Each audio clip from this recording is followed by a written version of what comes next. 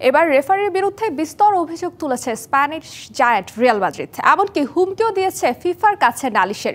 মূলত সোসিয়েদাদের বিপক্ষে Real defender হুসেইনকে লাল card দেখানোয় বেজায় চটেছে রিয়াল। স্প্যানিশ গণমাধ্যমের খবর, এরই মধ্যে গত এবং চলতি মৌসুমে রেফারিদের বিতর্কিত সিদ্ধান্তগুলো নিয়ে একটি রিপোর্টও তৈরি করেছে, যা শীঘ্রই পাঠানো হবে ফিফার কাছে।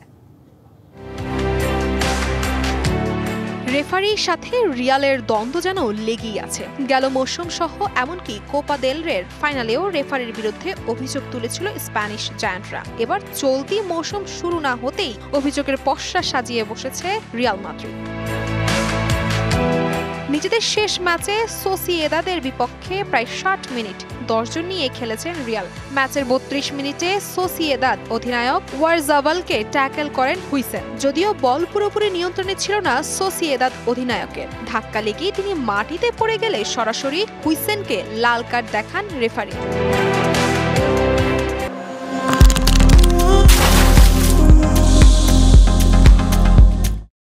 প্রতিবাদ করায় রিয়াল কোচ শাবি আলোনসোকেও দেখানো হয় হলুদ কার্ড। ম্যাচ শেষে সামাজিক যোগাযোগ মাধ্যমেও ছড়িয়ে পড়ে রেফারিকে উদ্দেশ্য করে কথা বলার ভিডিও। ম্যাচ পরবর্তী সংবাদ সম্মেলনেও এর প্রতিবাদ করেন রিয়াল কোচ।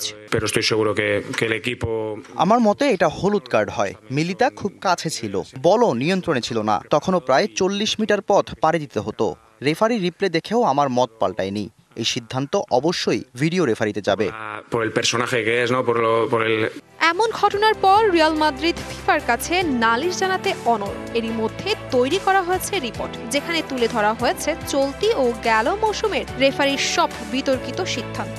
বিতর্ক চলমানের মধ্যেই বুধবার চ্যাম্পিয়ন্স লিগ অভিযানে নামবে ১৫ বারের চ্যাম্পিয়নরা।